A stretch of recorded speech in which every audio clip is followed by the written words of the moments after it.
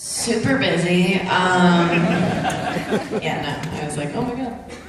We actually have mics set up here, so you're welcome to line up for questions if you'd like. We've got one guy right here. Go ahead.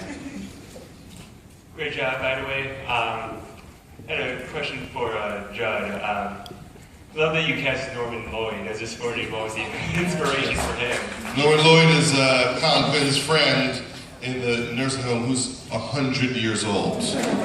He actually looks 70, like you don't even get that he's 100, so the joke that he's crazy old does not work. Thank you. Go ahead.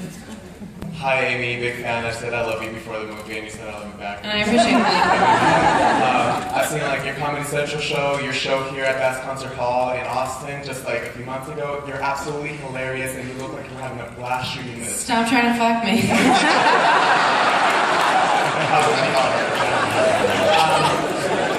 Tell us any like fun stories, like what was the funnest part of making this movie for you?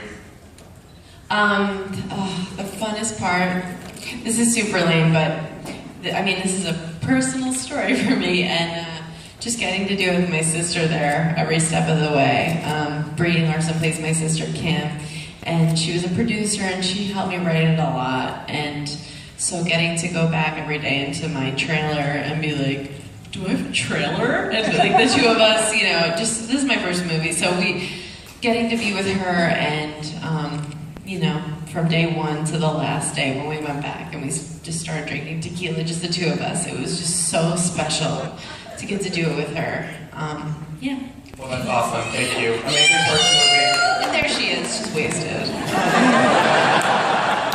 Thank you. Thank you. Hi, I'm a fan, and my wife's an even bigger fan. She's stuck. What are you doing with that video camera? Wife, did you meet her at camp? It's a question, because she's stuck in Boston in the most stressful part of her job. She couldn't be here. What does she do?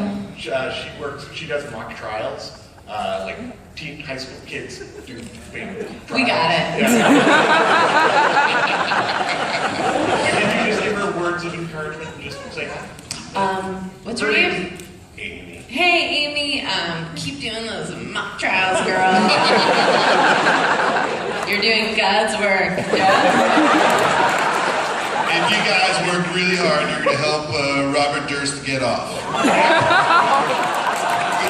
Just work hard. It's going to be the quote from this, you know. Gentlemen, my question to you is, can you do a Robert Durst impression? I don't, but I do Tony Roberts. Twins, Max, imagine the possibilities. Killer. That's all I got. Lauren Michaels here. You're in Judd. Yeah, love the film.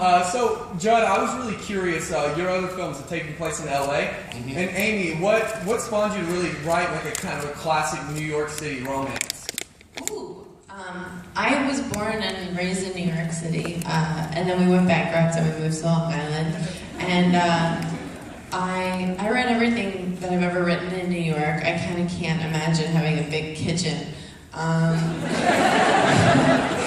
And Judd was nice enough to leave his family for a couple months and shoot in the 90-degree New York Chinatown weather. But yeah, I read everything in New York. Yeah. Right on, thank you. Okay. I was just going to say, first of all, thanks for showing a great comedic writing and still keeping it poignant, which isn't easy to do. But I wanted to say, you know, this is kind of a simple question, but how close was that to true to maybe real life, and also, and one second, and how also did you manage to make Matthew Broderick in his best work since War Games? Totally fabricated. I'm fine.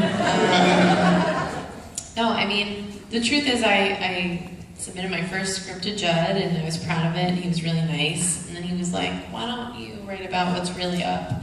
And I had to take a look at myself. And so this is very much me taking a look at what's going on with me. And yeah, I want to say, like, this poor girl. But yeah, like that's what's up.